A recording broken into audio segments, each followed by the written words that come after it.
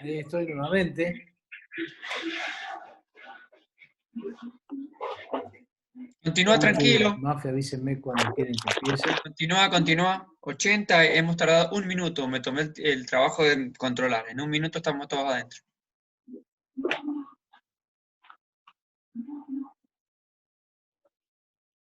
¿Están ahí? Sí. Doctor, cuando tú quieras. Si quieres, arranca Ok. de una vez. ¿Me escuchan? Sí, señor, fuerte y claro. Yo no estoy escuchando nada porque tengo silenciado el micrófono. Ahora sí, ¿me escuchan? Sí, doctor. Sí, doctor, se escucha bien. Sí, gracias, perdón, tenía silenciado el micrófono, el audio. Perdón. Bueno, les decía entonces, quedamos en este caso, que era este, ¿verdad? Bien, entonces, ¿cuál era la intención? Bueno, tratar de aproximar los cabos fracturarios, cosa que no fue posible. ¿Sí? Pero inmovilizamos el tarso. Tengo un poco de ruido. Inmovilizamos el tarso. ¿Sí? Cuando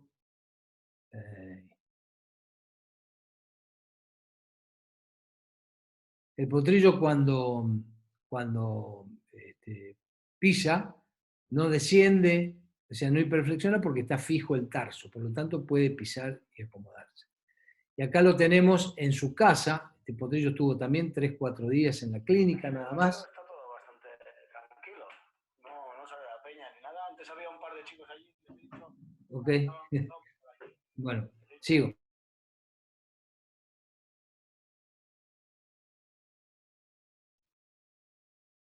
No sé por qué dice que estoy silenciado. No. Yo, perdón, doctor, ahí se oye Pedro. bien. Pero yo silencio todo, perdón. No, perdón. Y Bueno, te entonces, habilito. les decía, ya está, después de 3-4 días, ya está en su casa nuevamente. Y, bueno, estas son placas anteriores. Ven cómo está el fragmento distraído, así estaba. Y esta placa no tiene nada que ver, pero me encanta. La verdad, la encontré no sé dónde y me encantó, entonces la puse. Pobres nuestras, las mujeres cuando usan este tipo de calzado, que los hace muy bonitas, pero cómo sufre esa articulación, ¿no? Bueno, no tiene nada que ver, pero es un tarso igual, ¿sí? Y tiene el calcaño bastante más sano que nuestro potrillo. Bueno, sigamos. Entonces, miren, hoy les decía que los clavos, en la medida que corre el tiempo, van sufriendo procesos osteolíticos y a veces hasta con infección, ¿sí? Bueno, esto voy a hacer esta salvedad. Cuando colocamos los clavos, en la medida que hagamos varios orificios de menor a mayor, estos procesos osteolíticos tardan más en aparecer, lo que nos permite una fijación más prolongada, de 60 hasta, diría, algunas veces 90 días, como fue en la potranca de caballo de carrera, la potranca de pura sangre.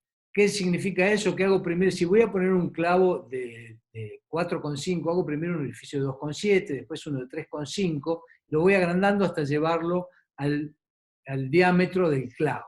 ¿Sí? Con eso voy eliminando la parte que se van cruzando por temperatura y presión. O sea, en definitiva, si van haciendo orificios de diferente diámetro, aumentándolo, mejora mucho el proceso osteolítico, se retrasa, ese es el término correcto, se retrasa. Bueno, y acá está el mismo video que les decía que se veía muy feo cuando uno saca los clavos y el acrílico, aparte de la atrofia, bueno, se ven las heridas y el sangrado ya, en este caso lo habíamos cohibido. Y acá está, fíjense cómo se redujo, ¿sí? Hoy es algo que sabemos todos, que las heridas bajo vendaje cicatrizan mucho más rápido. Bueno, a mí me tocó aprenderlo en el transcurso de mi carrera, de carrera profesional. Antes no se vendaban las heridas, ¿sí? Parecía como que era contraproducente hasta que aprendimos que es mucho mejor. Ya hace años, por suerte. Bueno, y ya voy con el último caso, donde, digo, nos hemos ido animando cada vez más, obligados, no porque seamos muy valientes, sino porque son los casos que vienen llegando y hay que resolverlos. Por ejemplo, esta fractura, ¿verdad? Con minuta, fíjense, probabilidad de fijación pocas, Entonces le pusimos nuestro sistema de clavos y acrílico, y acá está, ya no voy a cansar con la cirugía, solamente les voy a mostrar después de la cirugía cómo va saliendo. Voy a sacar el sonido nuevamente. Cómo va saliendo, ¿sí? Por el corredor. ¿Sí? Realmente es muy llamativo cómo lo hacen. Acá sobre el pasto le da un poco más de trabajo. Bueno, en realidad estos son los casos que quería mostrarles. Hemos hecho algunos más y ya nos animamos a, no sería el caso este, no tengo fotos hoy, pero lo usamos sobre el mismo grueso, sobre el mismo hueso, en proximal y en distal. Ya hemos hecho 2 casos así, utilizando los clavos en proximal en la fractura y en distal. O sea, no interviniendo en la articulación, o sea, los hacemos, sí, en los casos que es posible, ¿verdad? Sin el estribo y utilizando los clavos en proximal y distal en el mismo hueso largo, en proximal y distal de la fractura. El gran cambio entre el estribo y este sistema que estamos usando ahora, cuando digo sistema, esta forma de colocarlo, es que es mucho más funcional, el caballo lo maneja mucho mejor y, bueno, y hace de su recuperación más sana. Yo pensé que había puesto uno del miembro posterior, creo que no lo tengo, pero no, definitivamente no está. Hasta aquí es la charla, estoy abierto a cualquier pregunta, me encantaría escuchar algún comentario, sobre todo referente a los casos, los de niveles de inmovilización y protocolo es algo que no es proyección mía, eso no. Doctor, ¿Cómo está? tenemos una pregunta de parte del doctor Javier Sandoval, que Sí. dice lo siguiente. Doctor, ¿tienes imágenes de cómo queda el hueso después de la recuperación con este sistema? Seguramente tengo, no sé si lo tengo en mi computadora ahora, pero solamente quedan los orificios marcados, ¿sí? En el hueso, los orificios de los clavos, ¿sí? Las fracturas se remodelan. Ok, Doc, ya. No tengo posibilidad de mostrarle ninguno, porque no los tengo, estoy usando otro computador y no los tengo aquí. Ok. Doctor, la doctora Verónica Guzmán te quiere preguntar algo. ¿Cómo está, doctor? Mucho gusto. Verónica Guzmán de Bolivia. Nosotros tenemos el inconveniente en Santa Cruz que no contamos con un quirófano. En un caso, hace varios años atrás, hicimos el intento con un traumatólogo humano de hacer un ilízaro en un potrillo chico que tenía una fractura en el carpo, en uno de los huesos del carpo. Entonces se hizo el ilízaro fijando el radio y el metacarpiano, pero ahí sí tuvimos el problema del daño del cartílago de crecimiento. ¿Será por el tiempo de fijación que se les dio o cómo podemos evitar ese problema? Porque el caballo se salvó, pero quedó con una deformación bastante importante y se fusionaron los huesos del carpo. Sí, yo creo que durante la charla hice hincapié, pero qué buena la pregunta y te lo agradezco, así lo puedo aclarar más aún. Yo lo que comento de este sistema, digo que no es impresión nuestra, esto se hace, es para aquellos casos donde no es posible la osteosíntesis tradicional, ¿sí?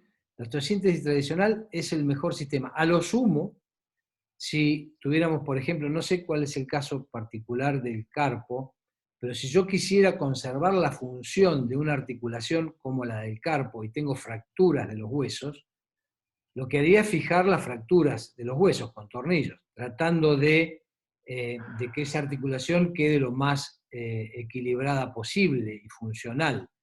Si haría la fijación externa, la haría con la intención de que no haya carga sobre esos implantes que puse para reparar los huesos del carpo. No sé si soy claro con lo que digo. En realidad, quiero comentar otra cosa sobre tu pregunta. Yo usé Ilizarov en 2 oportunidades el método como tal y no tuvimos suerte. No lo hice yo porque es un método que requiere saber usarlo, ¿sí? Tener experiencia en el uso. Nosotros no tuvimos buena experiencia, lamentablemente, en 2 casos, porque los clavos del Ilizarov son muy pequeños y permiten demasiado movimiento, estimo yo. Pero vuelvo sobre tu pregunta, y en realidad, si yo quisiera mantener funcional una articulación, haría primero la osteosíntesis de la superficie articular, de los huesos que comprometen la superficie articular para que haya congruencia articular entre ellos, ¿sí? Y si creo que voy a necesitar evitar la carga, ¿sí? O que la carga axial sobre esos implantes pueden llegar a dañarlos, entonces sí aprovecharía utilizar un sistema, un Ilizarov o un sistema parecido al que yo les presento, para evitar la carga axial. No sé si te respondo con eso. Totalmente comprendido, doctor, muy de acuerdo. El tema entonces estaría exactamente en lo que podría el propietario gastar, ¿no? Claro, en cuanto al quirófano, para este sistema no es necesario, como les mostré en las diapositivas. Ahora, si vos vas a hacer una osteosíntesis intraarticular, sí. Ahí te recomiendo que, si bien, tal vez si no tienen quirófano, que por lo menos hagas un ambiente donde no haya viento, una carpa. Me ha tocado a mí operar en algunos otros sitios donde no hay quirófano, y recuerdo uno, por ejemplo, donde dormimos el caballo y armamos una carpa encima de él, ¿sí?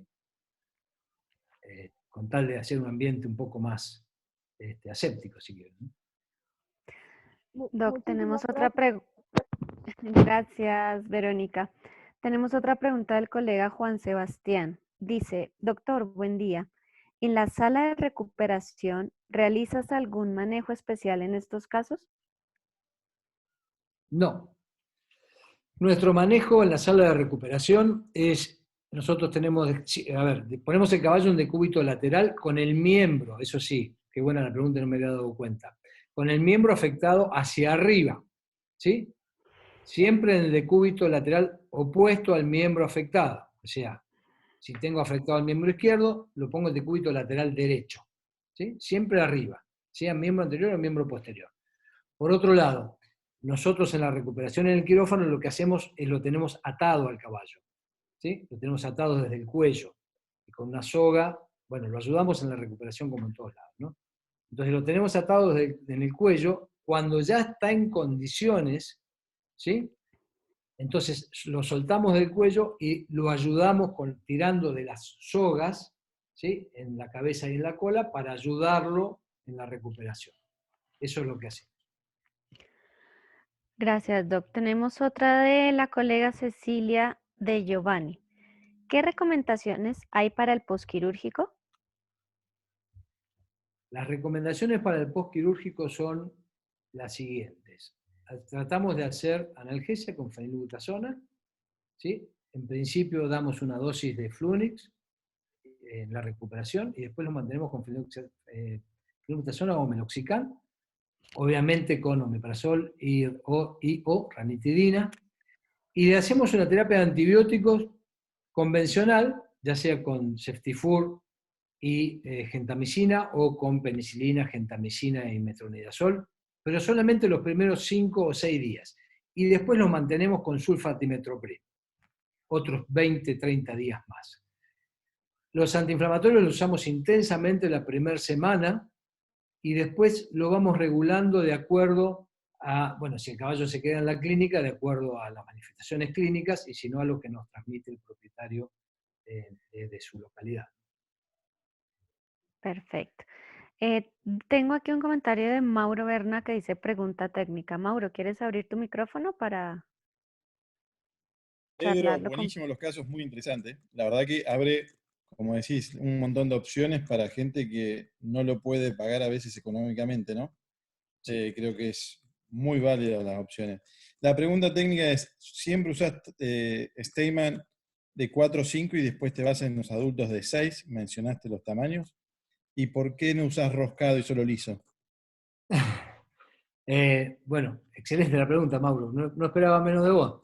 En realidad, no tengo estandarizado el número de clavo de acuerdo al tamaño del caballo. Entonces, lo que tengo así en forma general es sobre los caballos más pesados, 350 kilos en adelante, uso 5 o 6. Steinman número 5 o número 6. Y los demás casos, viste que hay de distintas edades y pesos, Claro. los voy viendo de acuerdo al tamaño del caballo. Siempre el más pequeño que he puesto es creo que 2,5, en un potrito de creo que tenía 2 o 3 días. Y después siempre estoy entre 3 y 4, cuando son caballos menos de 200 kilos. Con respecto a la segunda pregunta de por qué no uso roscados, tengo 2 respuestas. La primera es la sincera, ¿sí? Es que son los más baratos y son los que siempre tengo.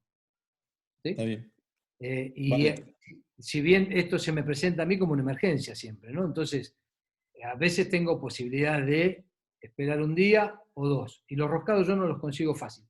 Ahora te voy a contestar lo que realmente pienso. En la forma que yo coloco esos clavos, ¿sí? Y pensalo con el tema de la osteólisis. La rosca no creo que me ayude mucho. ¿Por qué? Porque yo los estoy doblando y cada vez los pongo menos paralelos, cada vez los pongo más oblicuos, ¿sí? Entonces, Claro. el movimiento entre clavos y hueso se me hace que, no digo imposible, pero es muy difícil, porque está trabado entre los clavos y el acrílico. Sí.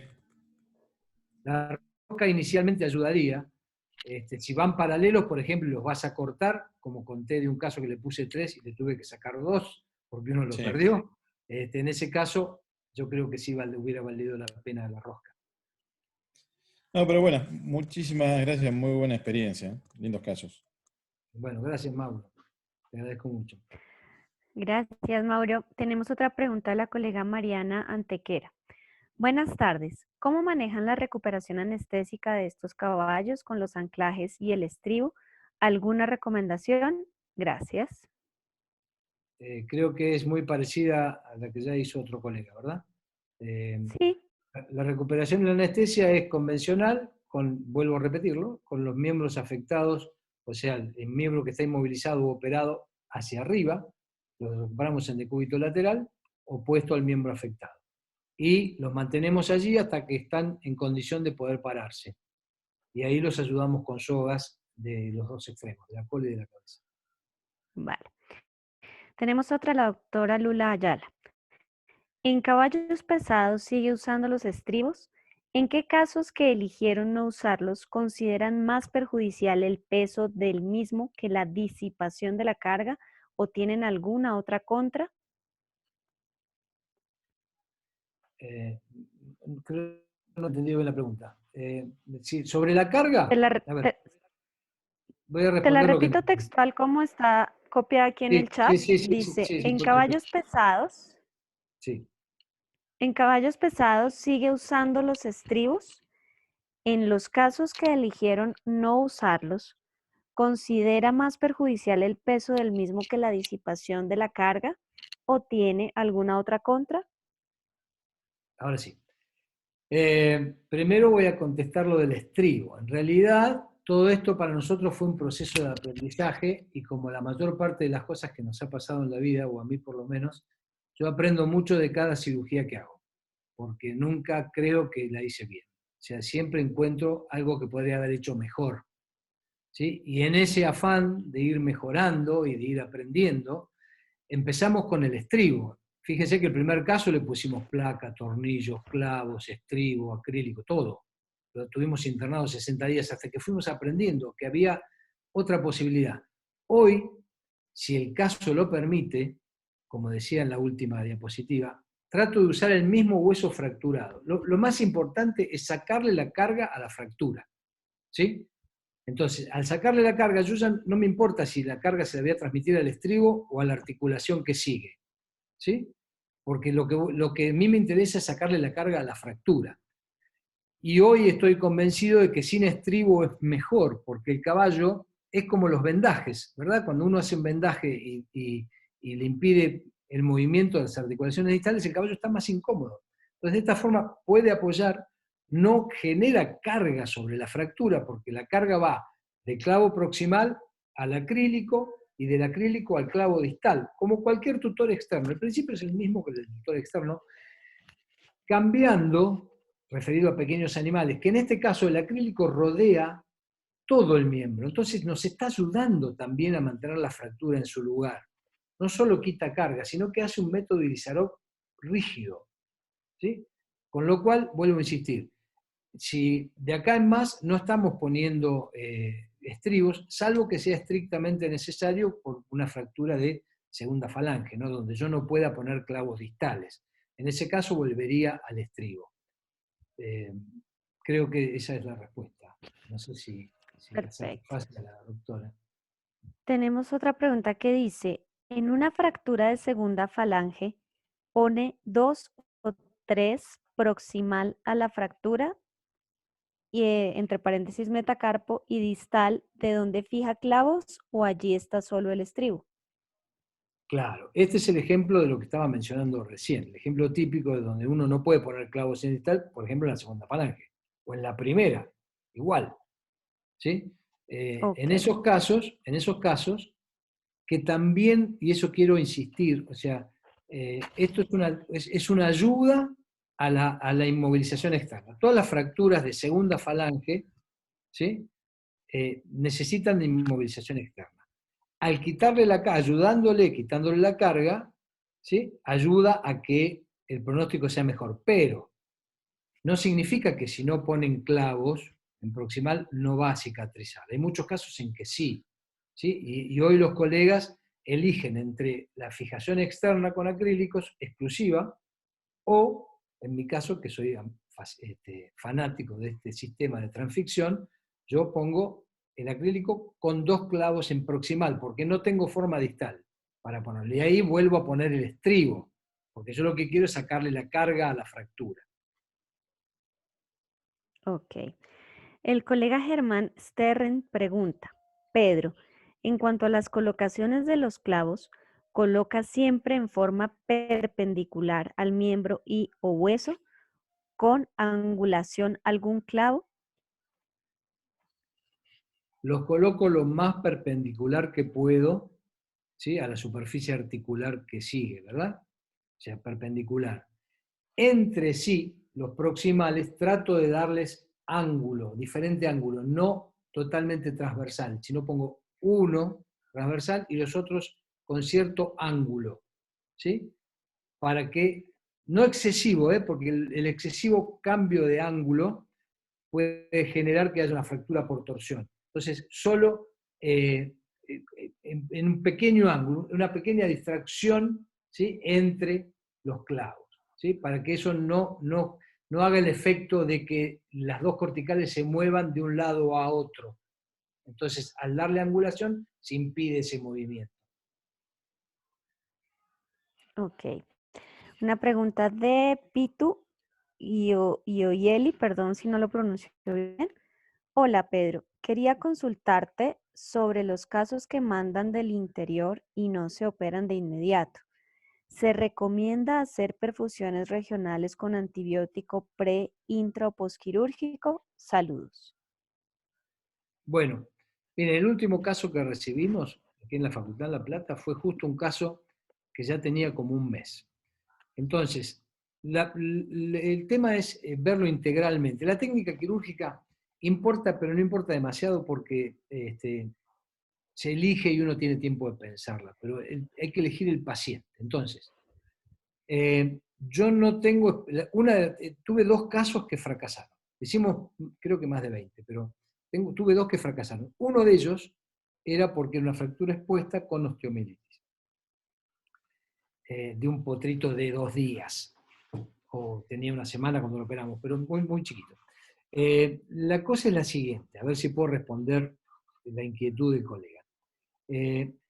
Cuando vienen referidos y ya con tiempo, lo primero que tenemos que ver es si esa fractura se expuso o no se expuso.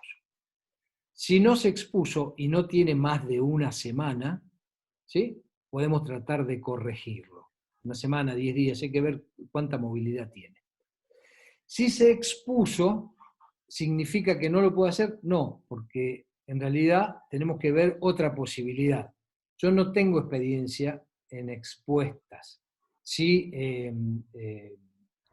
Maturín, en Santa Fe, tiene hecho un par de trabajos, hemos conversado con él varias veces, estos temas a veces los tratamos en un foro que tenemos, un chat de cirujanos, pero José tiene hecho, creo que era una fractura de tibia, con osteomielitis o parecido, donde sí tuvo muy resultado, él hizo una ventana, ¿sí?, para poder tratar la infección. De todas maneras, volviendo a la pregunta específica, la perfusión regional yo creo que es una muy buena alternativa para el tratamiento de infecciones de este tipo de fracturas. Y el tema de inmovilizarlos de esta manera también yo creo que puede ayudar mucho, haciendo o no ventana, porque como queda fijo, una ventana no debilita demasiado el acrílico como para que pierda la posibilidad de eliminar carga, ¿sí? Entonces sí, es una posibilidad. No tengo experiencia. Dale. Tenemos de parte de Nicolás Bimson la siguiente pregunta. Según el diámetro de la mecha, primero lo hace con una mecha más chica y después una más gruesa, o de una el diámetro para el clavo. Se pueden utilizar las dos maneras, pero idealmente lo que hay que hacer es primero la mecha más fina, por lo menos una mecha más fina. Si pueden usar dos más finas, mejor, ¿sí? ¿Por qué? Porque saben ustedes que la necrosis térmica que se genera poniéndole carga y girando con la mecha sobre el hueso, eso hace que haya reabsorción ósea, haya lisis en lugar del implante más pronto. Entonces, haciendo diferentes orificios, ¿sí?, de distinto diámetro, se va eliminando o se va postergando esa lisis. Primero el más fino. Dale, tenemos del colega Néstor, quiere hablar directamente contigo. Néstor. Sí, Néstor. buenas tardes, Pedro Orando le hace la pregunta.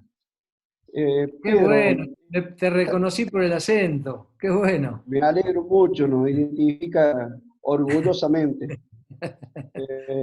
Pedro, en realidad era una de las preguntas que ya la respondiste, que era con respecto a las fracturas expuestas. Y otra, me gustaría dar una opinión en el sentido de avalar todo lo que has dicho vos. Tengo muy poca experiencia, pero hemos hecho alguna, tenido suerte de hacer algunas acá, de esos casos que no tenemos otra alternativa, no tendríamos la alternativa de hacer osteosíntesis, por más que el propietario estuviera dispuesto a hacerlo, nosotros no tenemos la posibilidad de hacerlo, que corro, al menos yo, y avalar lo bueno y lo noble de esta técnica que has descrito con toda tu experiencia. Y con respecto a la fractura expuesta, mi primer desafío fue una yegua, una potranca de 2 años y medio, 3, pura sangre de carrera, con una fractura expuesta de segunda falange del miembro posterior, que no solamente expuesta, sino totalmente contaminada. Tengo la foto, si les interesa, las puedo mandar o la puedo mandar al grupo, como quieran ustedes. En un corral donde era todo tierra y guano, que fui sinceramente en este caso por insistencia del dueño. Yo de entrada le dije, tenés pocas chances de todo esto. Y bueno, por insistencia de él se fue y la trajo al quirófano. Primero hicimos un yeso muy, muy precario, porque no había otras alternativas en su momento. Y después vino al quirófano y hicimos la técnica esta. Y la verdad que fue voluntad del dueño y fue muy bien. La yegua hoy en día está caminando nuevo, con pérdida de fragmentos de segunda falange. Y no sé si la tiene corriendo o si la logra avanzar, sinceramente no sé. Pero que anduvo muy bien, con un yeso cerrado, no dejé ventana, y se trató con antibióticos, penicilina, gentamicina y metronidazol, durante un tiempo prolongado. Y sacamos el yeso a los 4 meses, con Qué muy bueno, buen Néstor. resultado. Es mi única experiencia así más complicada. Después tuvimos otros con un caballo que en carrera se rompió todos los ligamentos del nudo y tuvo fractura, o sea, una luxación expuesta del metacarpo, mano, se le hizo la misma técnica y a los 20 días nos agarró teta. Claro. También con una información muy, muy... Creo que ahí sí, media culpa, no hicimos el suero antitetánico. sí la vacuna, pero no el suero, sobre todo habiendo visto de dónde venía. Y bueno, Claro. lamentablemente se nos murió de tétano, y en una necropsia tenemos toda la, creo yo, no creo, que iba a andar muy bien, iba a funcionar. Bueno, pero este es un Bueno, comentario, espero no muchas haber gracias. aburrido con Muchas esto, gracias, Néstor. avalando todo lo que has hablado, que realmente es una técnica muy noble. Te agradezco mucho el comentario y el caso. Y vos sabés que aprovecho para, bueno, aparte de tener el gusto de escucharte, que hace rato que no lo vemos, no sabés la cantidad de casos de gente que ha usado esto. O sea, en un chat, conversando algunos casos, yo comenté esto y aparecieron unos en Brasil, mostrando algunos. Hay mucha gente haciendo cosas parecidas, ¿sí? Y hoy, por suerte, tenemos esta enorme bendición de poder comunicarnos por esta manera y tan fluido y que todo se sabe y todo se puede comentar y compartir. Ves que a muchos, en muchos lugares han tenido experiencias similares y con buen pronóstico, ¿no? O sea, que el sistema puede servir. Vale, Sí, Pedro. sí, Pedro, Tenemos, muchas gracias por toda la información que nos ha dado. Un abrazo. No, por gracias, favor. Néstor. Una consulta de la colega Micaela. Quisiera consultar qué vendaje usa por debajo del acrílico, algo muy simple o más bien tipo Robert Jones. Gracias. Qué buena la pregunta porque no lo mencioné. Lo que hacemos es, colocamos un estoquinete, como creo que se vio en alguna diapositiva, como en cualquier yeso, lo usamos como cualquier colocación de yeso. Colocamos un estoquinete y o bata, ¿sí? Apenas una o dos, muy poco. Nosotros tratamos de usar cuando tenemos la sintética, que es bastante mejor, y si no usamos la bata tradicional. Por lo menos una o dos vueltas de bata. Y lo que sí hago, que siempre estoy renegando con eso, es en los finales, o sea, donde termina y comienza el yeso, sobre todo en estos últimos que estamos dejando libre el casco, donde termina el yeso coloco ovata, una cinta de ovata, de goma eva, ¿sí? Con la finalidad de que ese borde quede amortiguado por la goma eva, ¿sí? El borde final, tanto el proximal como el distal. A mí me da mucho trabajo, cuando están en decúbito dorsal son una cosa y cuando están parados son otras, y no siempre me quedo feliz con cómo terminé, a la altura que terminé la inmovilización externa. Pero bueno, hay que seguir viendo casos, ¿no? Y seguir haciéndolo. Dale. Tenemos otra de Juan Sebastián. En los casos que usas estribos, ¿has anclado los clavos a los soportes lateral y medial de la estructura del estribo o solo con el acrílico? No. El estribo solo cumple, en los casos que hemos hecho, solo cumple la función de conectar el acrílico con el suelo. ¿Sí? Porque si no lo usaríamos, y usáramos solo acrílico, en una semana, 10 días, se gasta y empieza a tomar contacto con el suelo, el casco. Con lo cual, ya ejercemos la carga, ¿sí? Recíproca, ¿sí? Sobre la fractura.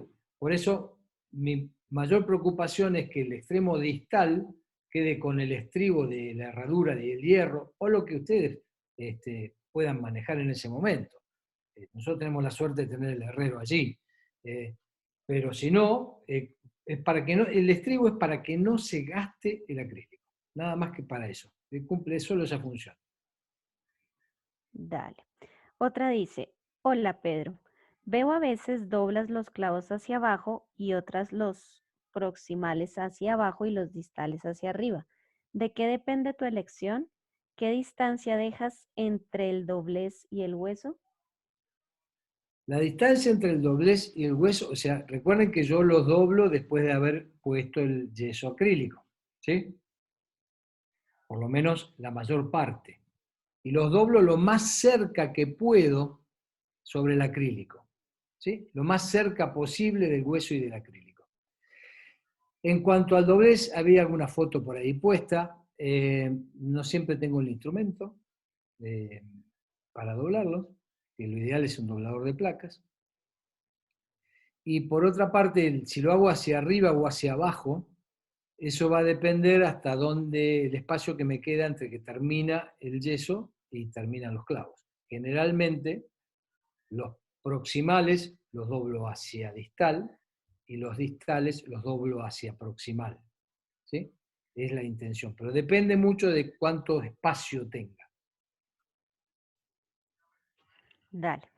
De parte del colega Nelson Peña. Doctor, ¿el acrílico cumple la función, aparte de inmovilizar, mantiene alineada la fractura y conecta al estribo con la transficción en el lugar de los rodillos o fijadores externos? No, no hay que conectar el estribo con los clavos distales. Eso puede generar una fractura patológica, se puede generar otra fractura. ¿Sí? El estribo tiene que ir solo unido al acrílico, no a los clavos distales. ¿Sí? Eso es muy importante. Y la otra parte de la pregunta es si el acrílico ayuda a la inmovilización, claro que sí. Y conecta el estribo con la transficción. Sí, el acrílico cumple la función, aparte de inmovilizar, mantiene alineada la fractura. Claro, esa era la otra que te contestaba, sí. O sea, ayuda a Ok. mantener la fractura en posición. Dale. Y por parte de Leandro Den, hola Pedro, ¿cómo estás? Consulta. En caso de tener un miembro posterior fracturado, ¿contraindicas usar la Kimsey Leg para trasladar al caballo y utilizar un vendaje con valva posterior? En realidad, depende de a qué nivel esté la fractura. Porque, por ejemplo, si estamos hablando de una fractura de nivel 1, la Kimsey para el miembro posterior funciona perfectamente.